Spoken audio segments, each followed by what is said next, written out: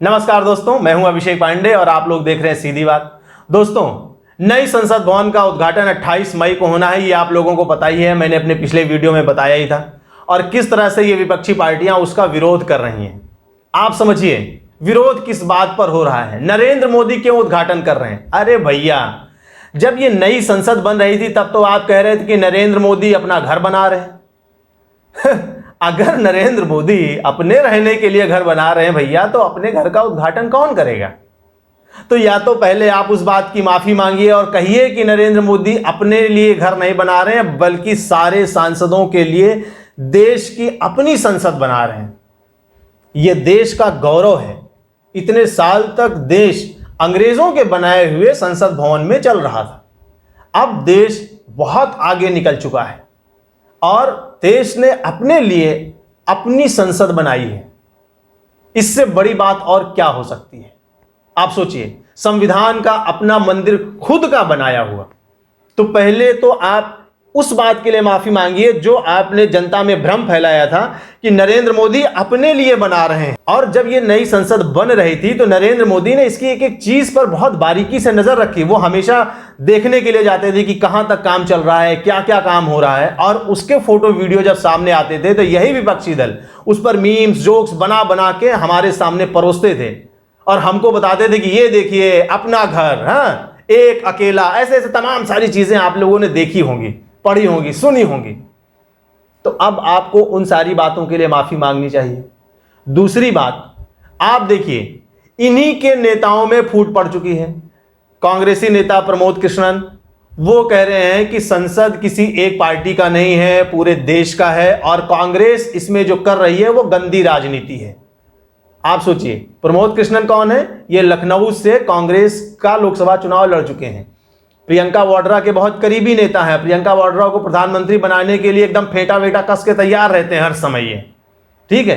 Samajwadi party के नेता रामगोपाल यादव का बयान आया कि ये संसद के उद्घाटन के नाम पर जो राजनीति की जा रही है ये बहुत ही गंदी चीज है। संसद सबका है, प्रधानमंत्री सबके हैं और अगर प्रधानमंत्री इसका उद्घाटन कर रहे हैं तो बहुत अच्छी बात है। तो इनके नेताओं में ही ये फूट पड़ चुकी है। तीसरी बात, छत्तीसगढ़ में जो विधानसभा बनी थी उसका उद्घाटन सोनिया गांधी करती हैं। मणिपुर में जो विधानसभा बनी उसका उद्घाटन सोनिया गांधी करती हैं। तब इनको राष्ट्रपति याद नहीं आए, तब इनको राज्यपाल याद नहीं आए।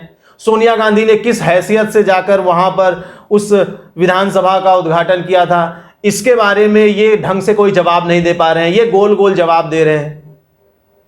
यही द्रौपदी मुर्मू जी जब राष्ट्रपति का चुनाव लड़ रही थी, उस राष्ट्रपति के चुनाव लड़ने के दरमियान ही इन लोगों ने द्रौपदी जी के बारे में क्या क्या बातें कही थी, इनके नेताओं ने क्या क्या बातें कही थी, ये बिल्कुल पब्लिक डोमेन में है। अधीर रंजन चौधरी को कांग्रेस ने पार्टी से निष्कासित कर दिया था, फिर भी वो पार्टी में बने हुए हैं। आप समझ रहे हैं? अगर इनको द्रौपदी मुर्मू जी से, एक आदिवासी नेता से, एक महिला से इतना प्रेम है, इतना सम्मान है, तो आप पहली बार कोई जनजाति महिला राष्ट्रपति बनने जा रही है, आप अपना कैंडिडेट ही नहीं खड़ा करते। तो दरअसल इनको राष्ट्रपति से कोई लगाव नहीं है। जो आज ये कह रहे हैं कि अरे तब तो चुनाव था, चुनाव तो सब मिलके लड़ते हैं, लेकिन जब कोई जीत जाता है तो वो हम सबका होता है। तो अरे मूर्खों, कांग्रेसी चमचों, मुझे एक बात बताओ, नरेंद्र मोदी जब चुनाव लड़ रहे थे तब आपने जो उनके बारे में अपशब्द बोला उसको हम भूल जाते हैं, लेकिन 9 साल से अगर वो इस देश के प्रधानमंत्री हैं तो वो भी चुने हुए प्रधानमंत्री हैं, उनके बारे में इस तरह के अपशब्द इस्तेमाल करने की इजाजत तुमको किसने दी? अगर द्रौपदी मुर्मू जी चुनी हुई राष्ट्रपति हैं और वो पूरे देश की हैं, तो नरेंद्र मोदी भी चुने हुए प्रधानमंत्री हैं और वो पूरे देश के हैं। उनके बारे में ये अपशब्द कहने का अधिकार तुमको किसने दिया? इसका कोई जवाब है तुम लोगों के पास? और राष्ट्रपति की इज्जत तुम कितना करते हो? ये जब प्रणब मुखर्जी राष्ट्रपति थे तो उन्होंने जीएसटी के बारे में जो अपना एक संयुक्त मीटिंग रखी थी उसका बहिष्कार आप लोगों ने किया। जब उनको भारत रत्न पुरस्कार दिया जा रहा था उसमें आप पूरी कांग्रेस पार्टी नहीं आई थी। रामनाथ कोविंद जी जब राष्ट्रपति बने थे तो आपने कितने दिन के बाद उनको बधाई दी थी। आप राष्ट्रपति का सम्मान क्या करते हैं? ये पूरा देश जानता है कि राष्ट्रपति का सम्मान आप कितना करते हैं। तो देश को यह बताने की जरूरत नहीं है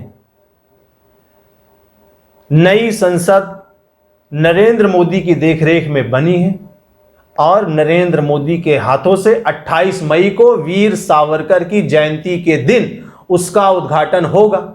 और तुम लोगों ने जो इसका बहिष्कार करने का निर्णय लिया है, इससे देश में बहुत खुशी है।